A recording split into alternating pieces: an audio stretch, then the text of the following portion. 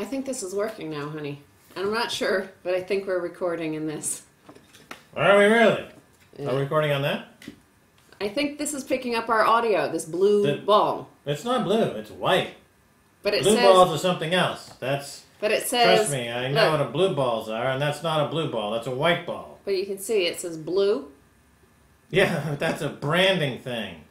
You know, Red Bull drink is not red, is it?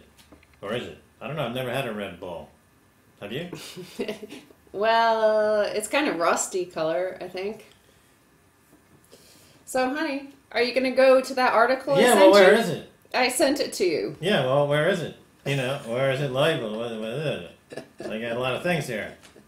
Well, go to nakedcapitalism.com. All right, yeah. And this is a good website, right? It is. Naked Capitalism is a really good website. They got a lot of really good stuff. Go to the homepage. Cut out all that because you're not on the homepage. Oh yeah, this is some link Max I had in my needs so browser. much help. I'm an oracle. I channel the truth, but I'm not able to deal in this plane of existence because I dwell in a parallel plane of existence. That's what makes me oracle-like. Is it? When are we getting our new oracle? We got 10 new shows, don't we? 10 new shows. For what? With the BBC? That's what I heard. Yeah, well, we have to get the rest of the financing first. Okay. Well, I'd want to know, more importantly, when is it going to turn warm? Because it's freezing here.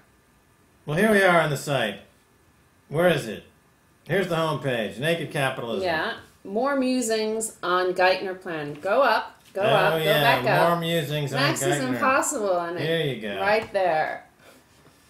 So, what's the gist of this more musings on Geithner plan? Well, he's saying that it's a completely deliberate attempt to confuse the chump taxpayer. Right. See, we agreed we were going to talk about this. Max then proceeds not to read it. Well, I'm looking at it now. So the fund managers for the purchase of the securities appear to have more skin in the game. Blah, blah, blah. You know, I saw Paul Krugman on Democracy Now! Last night. He explained the whole thing thusly, that the bank and hedge funds that are buying this junk from the U.S., they've got a 15% downside and 100% or more upside. Unlimited upside with a 15% downside. Yep. The downside is if this paper loses more than 15%, then those losses are spread out over the U.S. taxpayer. They socialize the losses as they've been doing all along. Yes. Right? Yeah. And the whole purpose, my whole point, per people, is that, okay, they're going to sell this toxic paper to these funds, right? And there's a private-public partnership, PPP, you know, like a we, like golden shower on we. And the thing is that where did the government get this bad paper to begin with? They got it from these very funds. The government bought this junk from the funds to begin with. How do you think the government got all this junk? Now the government's going to sell it back. So it's just a hot potato. They're just and at some point these funds are going to sell it back to the government, and they're going to make another fee. And then the government, because it's co-opted by these banks, really are channeling funds in ways that make a fee. I see Goldman Sachs stock is up. Warren Buffett's warrants are almost in the money. Goldman Sachs is just a proxy for the U.S. government. J.P. Morgan, proxy for the U.S. government. It's part of the bank prom, centralized banking, communist party in America. It's communism. Well, it's something. It's criminal. Naked Capitalism gives a quote from, he received an email from former banking regulator William Black, who says the media appears to have missed the significance of two passages from Geithner's Monday press conference, where he indicates most explicitly his intention to violate the prompt corrective action law for favored insured institutions. It appears that he intends to keep favored insolvent banks under the control of the managers that caused their failure. And this comes from someone that purports to fear moral hazard. Of course, the entire asset disposition plan violates the prompt corrective action law, which requires least cost resolution, but that is a more subtle point. You see, insolvent banks will have capital supplied in unlimited amounts by the taxpayers. Only favored failed institutions will be bailed out, so it will pay to be a fog, friend of Geithner. The Prompt Corrective Action Act had the quaint notion that we should be a government of laws and outlawed this kind of favoritism. Yes, we used to be a republic, a nation of laws. That's right. Only favored failed. Only favored failed financial institution. Only favored failed. Only favored failed financial. FFF, failed financial. Only failed favored failed financial. So isn't this the way you see in monarchies in yesteryear, the favored children would end up having sex with their parents, and you ended up spawning an incestuous cacocracy of kleptomaniacal, power-mad royals. In America now, the favored banks, failed favored banks, are going to get bailed out, which means, economically speaking, you end up with incestuous, freaky, three-headed offspring. Mm-hmm. It's like one big banking Appalachia in America, with Tim Geithner playing that deliverance music. It's Tim Geithner and Ben Bernanke.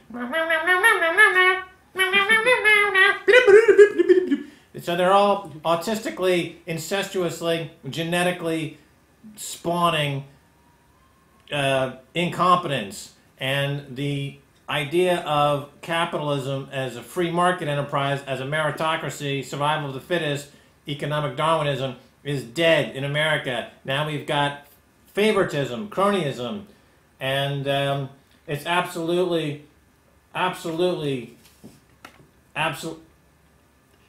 Hello!